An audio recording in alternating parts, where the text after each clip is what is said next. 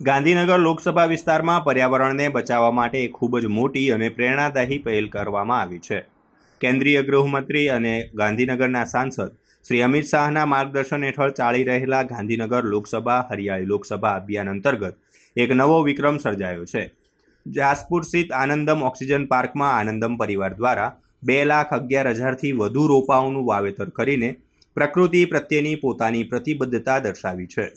આ વૃક્ષારોપણ ઝુંબેશ મિશન 5 મિલિયન ટ્રીઝનો એક મુખ્ય ભાગ છે, જેનું ઉદ્ઘાટન રવિવારે અમદાવાદ ખાતે અમિત શાહના હસ્તે કરવામાં આવ્યું હતું।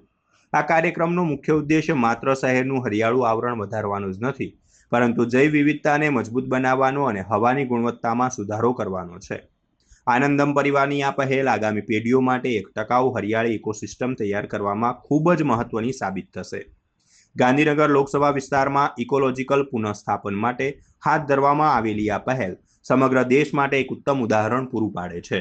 આનંદમ પરિવાર તરફથી અનિલ પટેલ અને અમારા સોલા પ્રકૃતિ ગ્રુપ આખું જે વૃક્ષોનું વાવેતર અને સંવર્ધન કરે છે એ બધા જ આજે વૃક્ષારોપણ કરવા માટે આજે અહીંયા એકત્રિત થયા છીએ।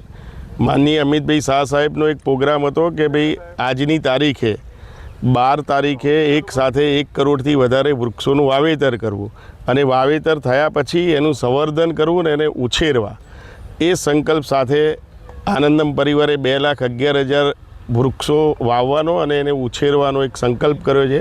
એમાં અમારા પરિવાર સાથે સોલા પ્રકૃતિ ગ્રુપ પણ જોડાયું છે અને અમે બધા અહીંયા એનું વૃક્ષારોપણ કરીએ છીએ। આજે કેટલા વૃક્ષ રોપવામાં આવશે અને અમદાવાદમાં કયા કયા ઠેકાણે રોકાણ કરવામાં આવશે?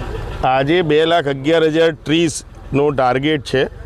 એમાં કલોલ તાલુકાના 2 ગામ છે, જાસપુર અને દંતાલી, અને ઘાટલોડિયા તાલુકાનું એક ગામ છે લપકામણ। એમ 3 ગામોમાં થઈને ટોટલ 2,11,000 વૃક્ષો લગાવવામાં આવશે।